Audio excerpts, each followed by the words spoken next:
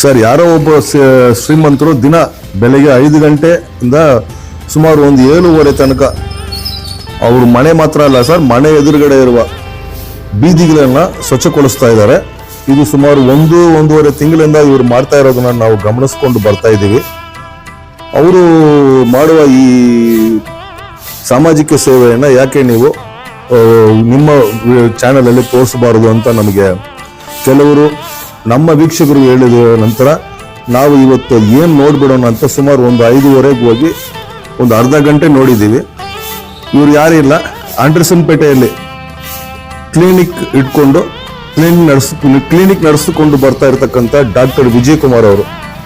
ಇವ್ರು ಏನ್ ಮಾಡ್ತಾ ಇದಾರೆ ಅಂದ್ರೆ, ಈ ಎಂಟ್ರೆನ್ಸ್ ಪಿಲ್ಲರು ಇವರು ಇಲ್ಲಿ ಇರ್ತಕ್ಕಂಥ ಸುಬ್ರಹ್ಮಣ್ಯ ಎಂಬವರು ಎಲ್ಲ ಸೇರಿ, ಈ ಸ್ಟ್ರೀಟ್ ಅಲ್ಲಿ ಇರ್ತಕ್ಕಂಥವರೆಲ್ಲ ಸೇರಿ ಈ ಎಂಟ್ರೆನ್ಸ್ ನಾಮಫಲಕೆಯನ್ನ ಉದ್ಘಾಟನೆ ಮಾಡಿ 1 ವಾರನೇ ಆಯ್ತು. ಇದು ಕ್ಲೀನ್ ಗ್ರೀನ್ ಸೀನ್ ಅಂತ ಇರಬೇಕು ಅನ್ನೋ ಉದ್ದೇಶದಲ್ಲಿ ಇವರು ಈ ಎಂಟ್ರೆನ್ಸ್ ನಾಮಫಲಕೆ ಮತ್ತು ಈ ತೊಟ್ಟಿಗಳೆಲ್ಲ, ಹೂವು ಗಿಡಗಳ ತೊಟ್ಟಿಗಳೆಲ್ಲ ಇಟ್ಟಿದ್ರು. KGF ಶಾಸಕರು ಇದನ್ನ ಬಂದು ಉದ್ಘಾಟನೆ ಮಾಡಿದ್ರು. ಸರಿ, ಇವರು ಏನಕ್ಕೆ ಮಾಡ್ತಾರಂತ ಹೋಗಿ ನೋಡಿದ್ರೆ ನಮಗ್ ಕೂಡ ಸ್ವಲ್ಪ ಮನಸ್ಸು ಒಂಥರ ಸಂತೋಷವಾಯ್ತು. ಮನೆಗಳಲ್ಲಿ ಇರುವ ಕಸಗಳನ್ನ ತಂದು ಬೀದಿಗಳಲ್ಲಿ ಹಾಕಿಬಿಟ್ಟು ಹೋಗುವವ್ರನ್ನ ನಾವು ಹಿಂಗ ಹಾಕಬೇಡಿ, ಗಾಡಿಗಳಲ್ಲಿ ಹಾಕ್ರಿ, ನಗರಸಭೆ ಗಾಡಿಗಳಲ್ಲಿ ಹಾಕ್ರಿ ಅಂತ ಎಷ್ಟೋ ಸಾರಿ ಸುದ್ದಿಗಳನ್ನ ಮಾಡಿದ್ವಿ.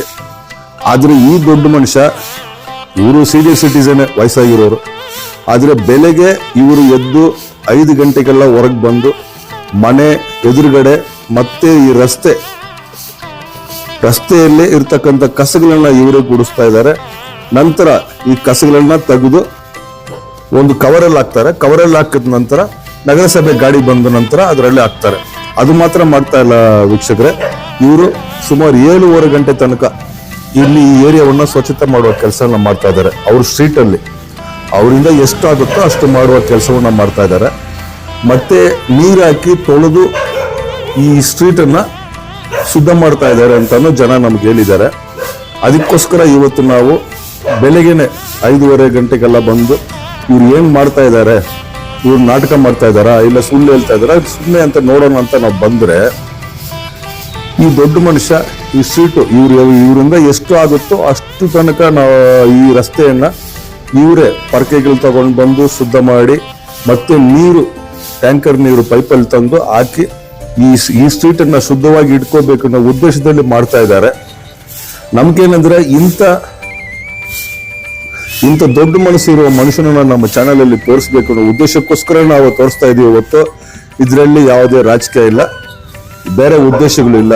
ಯಾಕಂದ್ರೆ ಈಗ ನಾವು ಸುಮಾರು ಕಡೆ ನೋಡ್ತೀವಿ, ಮನೆಗಳಲ್ಲಿರುವ ಕಸಗಳನ್ನ ಒಂದು ಕವರಲ್ಲಿ ಹಾಕಿ ತಂದು ರೋಡಲ್ಲಿ ಹಾಕ್ಬಿಟ್ಟು ಹೋಗ್ತಾರೆ. ಆ ರೋಡ್ ಪಕ್ಕದಲ್ಲಿ ಹೋಗೋದು ಕೂಡ ಆಗ್ತಾ ಇಲ್ಲ, ಅಸಹ್ಯವಾಗುತ್ತೆ, ವಾಸನೆಗಳು. ಅಂತ ಪರಿಸ್ಥಿತಿಯಲ್ಲಿ ಈ ದೊಡ್ಡ ಮನುಷ್ಯನು, ವಯಸ್ಸಾಗಿರೋರು, ಇವ್ರಿಗೇನು ಒಂದು 1/4 ಗಂಟೆ, ಅರ್ಧ ಗಂಟೆ, 2 ಕಿಲೋಮೀಟರ್ 4 ಕಿಲೋಮೀಟರ್ ವಾಕಿಂಗ್ ಮಾಡೋದು. ಆದ್ರೆ ಈ ಕೆಲಸವನ್ನ ಮಾಡ್ತಾ ಇದಾರೆ.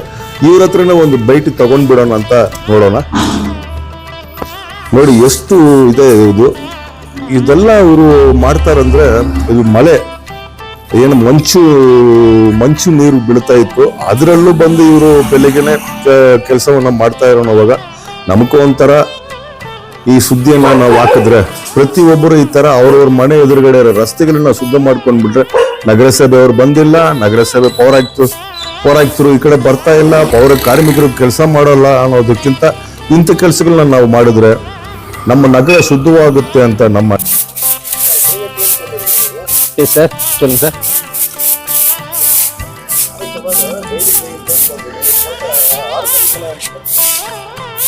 ஆமாம், டெய்லி காலையில் ஒரு 5 o'clock ஸ்டார்ட் பண்ணுங்க சார். இதை சொன்னாக்கா 16 அடி ரோடு இருந்தது.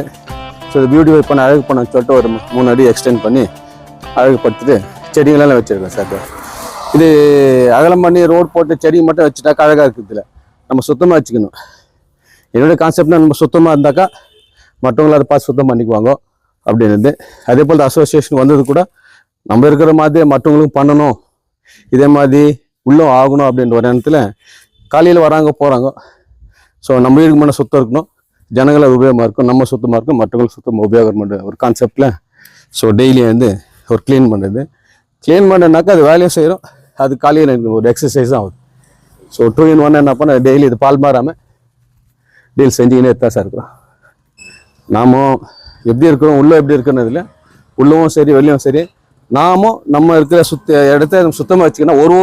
ஒருத்தரும் நம்ம இருக்கிற இடத்த வீட்டு உள்ளேயும் சரி வெளியும் சுத்தமாக வச்சுக்கின்னு குப்பைங்களை வெளியே போடாமல் தூய்மையாக வச்சுக்கணும்னாக்கா நோய்ங்க வராது. காவாங்க சுத்தமாக இருக்கும், வெளியே குப்பைங்க இருக்காது, அதனால டிசீஸ்ங்க வராது, வாசனைங்க வராது. சுத்தமாக இருக்கலாம், பார்க்கறதுக்கு அழகாக இருக்கும், நமக்கும் மனசுக்கு நம்ம ஒரு திருப்தி இருக்கும். இதெல்லாம் பெருக்கிட்டு போய் நம்ம சுற்றி ஒரு திரும்பி பார்த்தாக்கா அழகாக இருக்குது அப்படின்னு ஒரு திருப்தி இருக்குதுங்க. அதுதான் விஷயம். ஸோ ஜனங்க எல்லாம் நம்ம சிட்டிசன்ஸ்க்கு மாதிரி ஜனங்க என்ன சொல்றதுனாக்கா, நம்ம வீட்டுக்கு உள்ளே சரி நம்ம உள்ளே சரி நம்ம சுத்தமாக வச்சுக்கிறது ரொம்ப நல்லது, ஆரோக்கியத்துக்கு நல்லது.